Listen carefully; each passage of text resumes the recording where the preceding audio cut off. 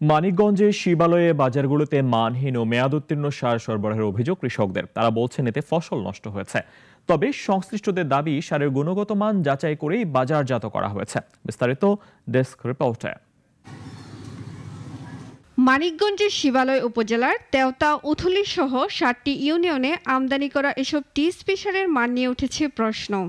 কৃষকেরা বলছে এই সার জমির উর্বরতা কমিয়ে ফসলহানির কারণ হয়ে দাঁড়িয়েছে। অভিযোগ, সংশ্লিষ্ট কর্মকর্তাদের সাথে হাত মিলিয়ে ডিলাররা এসব মানহীন সার বাজারে সরবরাহ করছে।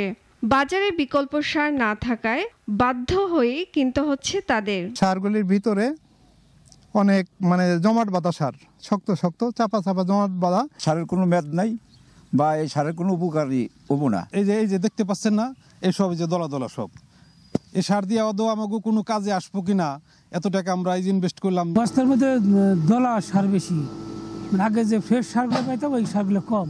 অন্যদিকে কৃষি কর্মকর্তারা বলছে ভিন্ন কথা।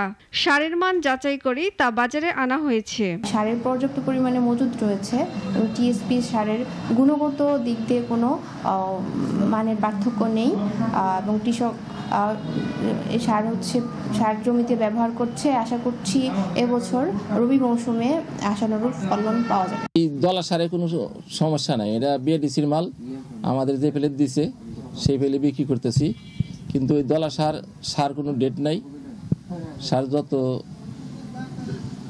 দিন থাকে তত ভালো হয়।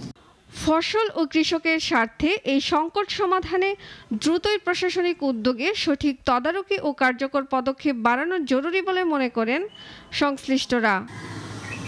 সুলতানা মরিয়ম, নাগরিক। কোটি কোটি মানুষের ভালোবাসায় ফ্রিজ, টিভি এবং এসিতে দেশের ১ নম্বর ব্র্যান্ড ওয়ালটন।